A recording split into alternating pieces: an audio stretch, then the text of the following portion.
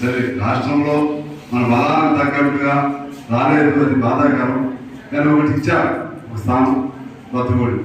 దానిలో మనం చాలా చోట్ల వాళ్ళకి ఇచ్చాం. మనకు వాళ్ళు ఇచ్చింది ఒకటి 27,000 మెజార్టీతో అక్కడ గెలిచాం. ఆ గెలుపు వెనక ఆనాడు మొదట్లో మీరు చేసిన సహాయం ఉందని చెప్పి నేను తెలియజేస్తూ మీకు నేను కృతజ్ఞత తెలియజేస్తాను.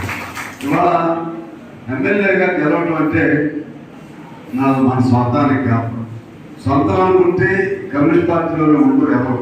మీరు చూస్తున్నాం, పెద్ద పెద్ద మాటలు చెప్పిన వాళ్ళందరూ కూడా నిన్నగా మొన్న బీఆర్ఎస్ వాడు పక్క కూర్చుని నేను కాంగ్రెస్ సపోర్ట్ మాట్లాడుతున్నానని చెప్పి శ్రీహరి దానం నాగేందర్ ఏంటన్నా ఎట్లా మాట్లాడుతున్నావు, కొన్నిసారి చాలా బాగా మాట్లాడారన్నా దానం ఎప్పుడంటే అప్పుడు 2009 అప్పుడు ప్రభుత్వం మీద బాగా వ్యతిరేకంగా మాట్లాడేవన్నా, ఇప్పుడు ఏంటన్నా అని శ్రీహరి కడియం వీళ్ళే చెప్పిన 4 వరకు ఇద్దరు మారిపోయారు. ఇద్దరు ఇది వాళ్ళ పరిస్థితి. మనం కమ్యూనిస్ట్ పార్టీగా సాగైనా బతుకైనా మన నిర్ణయం, మన నిశ్చయం, మన లక్ష్యం, మన ధ్యేయం పేద వర్గాల కోసం ఈ ఎర్రజెండా పుట్టింది. ఈ ఎర్రజెండాని దుర్గంతులు కాపాడాలి, పేద వర్గాల రాజ్యం మనం రావాలి, అది మన లక్ష్యం. అందువలన కమ్యూనిస్ట్ పార్టీ ఒక్కడమే ఉన్నా సరే నిరంతరం పేదల సమస్యలపై అధ్యయనం చేసి ఒకటి గాలిగా మాట్లాడితే కుదరదు. సముద్రానికి నీళ్లు బట్టి అందులో నుంచి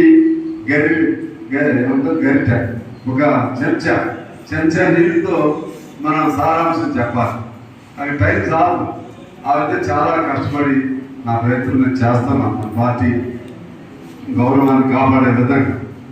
ఈ సందర్భంగా నేను మిమ్మల్ని కోరేది ఒకటి, ఈ నిర్మాణ కౌన్సిల్స్ ఎందుకు పెట్టుకుంటున్నాం? ఇది నిర్మాణ మహాసభ కాదు. నిర్మాణ మహాసభ అంటే మళ్ళీ అందరం డెలిగేట్స్ కింద నుంచి రావాలి. మనం 3 ఏళ్ళకి ఒకసారి మహాసభ జరుపుకుంటాం. 3 ఏళ్ళకి ఒకసారి మహాసభ జరుపుకుని మనం మధ్యలో నిర్మాణ మహాసభ పెట్టుకోవడం అనేది అది కరెక్ట్ కాదని భావించాం. 2 ఏళ్ళు అయింది. ఈ 2 ఏళ్ళకి మళ్ళీ